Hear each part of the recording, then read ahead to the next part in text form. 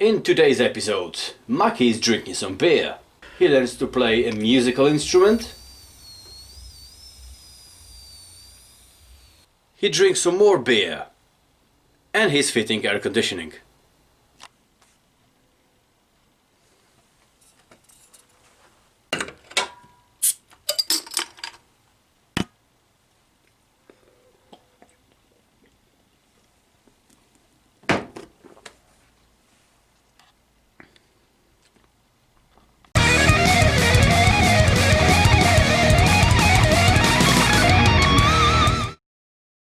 Welcome back. Me and my little Eliminator, little Kawasaki over there, been on the road. I literally went through all the gears number of times. Everything is smooth, everything working as it should. That leads me to believe engine is fine and don't require any further attention for the time being anyway. I'm gonna carry on.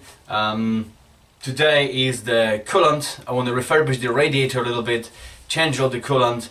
I know the cooling fan requires some attention. That's the plan for today. If I get some time for more, we get done more. But I'll come back, let's do this.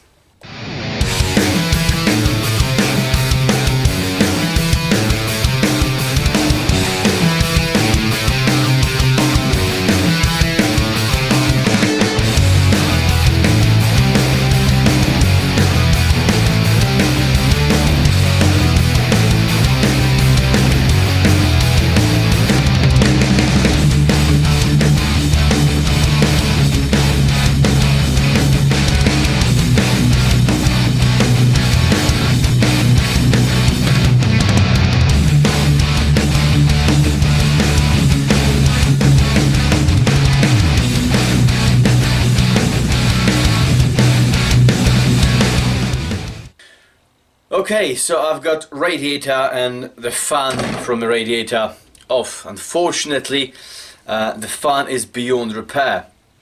Even though none of the blades touching the outer ring, you can hear how it's grinding inside the motor. I even connected 12 volt to it, negative, positive, and you can hear the strain kind of coming from the motor over there. The electric motor, it's kind of buzzing, but the fan doesn't move at all. I tried to free it up. It's just old, rusty, beyond salvation. I tried to take it apart, but all the screws and bolts are just, they won't budge. So, new one of this coming up. And to make things worse, radiator, even though it's not terrible condition, it's got a hole in it. How do I know? Well, listen to this. If I plug the inlet pipe and I blow some air into the other one, listen to this.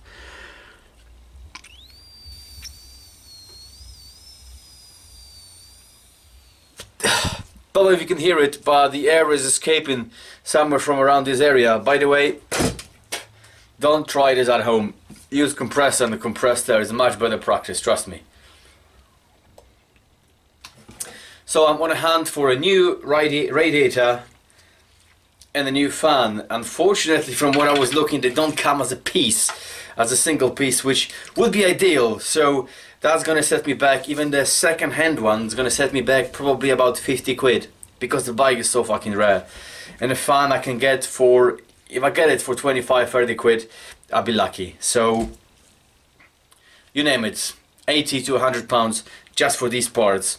Not great, but what can you do, you know? Some of those things just come and go. I'm gonna do some hunting high and low on special eBay, and in the meantime I'm gonna refurbish the radiator guard because it's all rusty, and I'm gonna tackle that rust on the exhaust and on that part of the frame because I got it all exposed, so might as well do that while I search and wait for the parts to be delivered.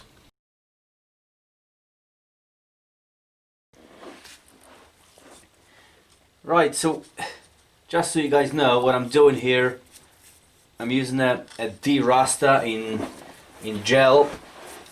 It's basically a liquid that neutralizes the rust. So I cleaned it up as much as I could. The exhausts are particularly pretty badly corroded.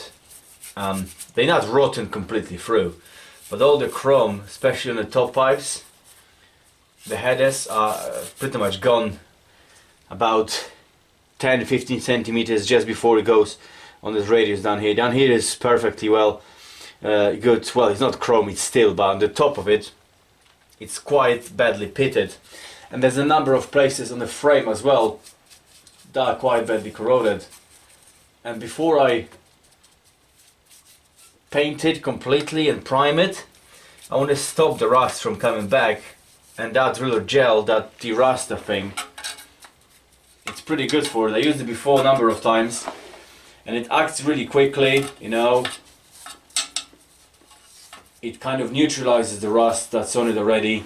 There's some kind of fucking very clever chemical process happening that's eats through the rust, stops the rust, cleans it off completely. I don't know if that's acidic, acid or some other shit. I really don't know. Don't ask me. But the thing is, it works. I've done it a number of times before and I'm happy with the result. I won't be able to obviously prime the exhaust because it's an exhaust pipe, it's fucking hot. But if I can stop the rust from spreading and coming back without completely stripping down the paint, sandblasting it and powder coating and you name it, all sorts of other shit, then I think this is the way to go. It neutralizes the rust, stops it from coming back, turns it to something different, and on top of that, the frame anyway, I can prime and coat and have the peace of mind that rust won't be occurring in this spot anymore, which is what I want really, you know. As I said previously, I'm not restoring this bike, you know, 100%. I'm kind of resurrecting it, maybe this way. It's not a restoration, it's a resurrection. By all means, I don't want it to be a show winner, I want it to be a usable bike.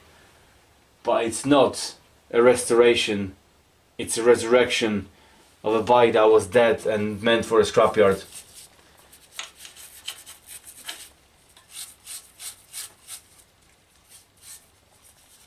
So with that in mind, I'm happy with using the de-rusting gel.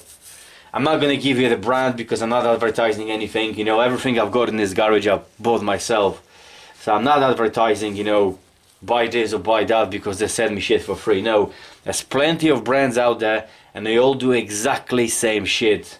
So take your pick. I know it works and I'm happy with the results. Right, I'm gonna leave it. It says half an hour, 2 hours, overnight, whatever. Well, I'm done for the day, so I'm gonna leave it overnight. Come back to you tomorrow and see what we can do. I've already dealt with the exhaust. It was nicely neutralized, but that anti-rust gel I applied for it. I left it for 2 days. In the end, it turned all the rust turned white. I brushed it off with wire brush, bit of sandpaper, and it came out nice and clean metal underneath. So I treated them with a VHT matte black paint. I've done the same thing with frame. All these parts over here, the metal tags, they were corroded slightly. There were parts on the weld when corrosion was showing. I gave it a good clean, I de-rusted, and I used the Hammerite Smooth to refresh the paint on the frame, and I just done the whole same process throughout the rest of the frame. Again guys, I'm not stripping everything down completely. I'm not taking the engine out to blast and powder coat the frame. I just want to make it look more presentable, a little bit refreshed, you know, and there's no major issues. The corrosion is not rotting through. It was just a surface rust. I've cleaned it all up, you know, degreased it, sanded down the complete visible part of the frame, and I gave it a fresh coat of paint. And I really think that looks very smart. So I've got few parts of the bike, some of them already been painted, some plastics, and some of them waiting to get fresh coat of paint that it's dealing with. And things like this, the peg support when the brake pedal mounts, it was completely seized up, it was going down, wouldn't stain. But now with a little bit of a grease over here, a bit of movement, it's all moving nice and slow. You can see it's got nice spring action back to itself, which is what we want. I'm gonna carry on for the rest of the evening, taking parts like this to consideration. It's front peg and rear foot peg support. So it's been painted black by somebody, but it's not exactly a great job. So I'm gonna address things like this. I've got a few other parts I can easily take off the bike. It doesn't take much, you know, to sand them down, make them look presentable and give them a fresh coat of paint, and the whole appearance of the bike will change dramatically thanks to little details like that. Now, how much better does this look? Come on. It only took me no time at all, you know, fresh coat of a gloss black paint, cleared nicely, you know. Right, let's carry on. There we go, guys, couple days later, and I've got a new radiator. Well, it's not new, it's second hand, but it's got no holes in it. A test, don't worry. So that alone set me back £55, and obviously separately I got a brand new, again not brand new, a new for me second hand fan for the radiator. And the beauty of this one is this one actually works. If I connect 12 volt to it, it actually spins and produces quite good amount of air, so I'm happy with that. The fan set me back £25 delivered, £55 for the radiator, 80 quid adding to the bill. Well, at least I got a brand new, second-hand, new working parts. And now, having all these parts delivered, it would be rude not to fit them back on a bike. Also, I don't like things laying around, so let me get to it.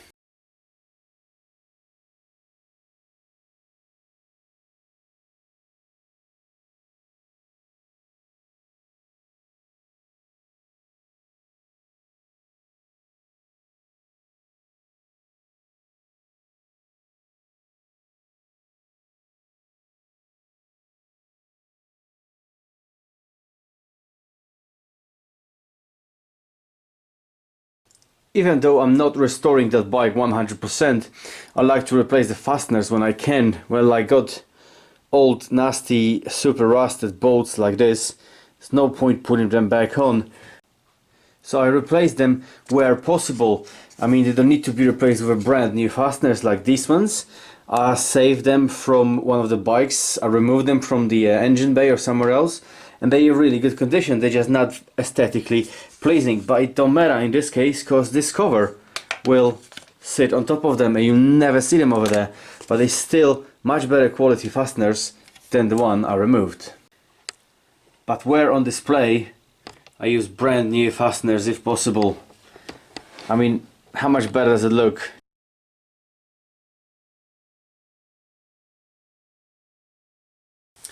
Right, I'm gonna end this video here. It's the second working day on the Eliminator, full day anyway. There's a few more things I want to do. Obviously I need to refill the coolant, which I'm waiting for. The next biggest job is to replace the fork seals. They're not exactly leaking, but they're not 100% sealed, but that's a story for another episode. Lots of small things I need to do on and off camera as well. But as I said, you know, catch me guys in the next episode on the Kawasaki Eliminator 600 and we do it all together. Until then guys, thank you very much for watching. Rock hard, have a beer, and we see you very soon.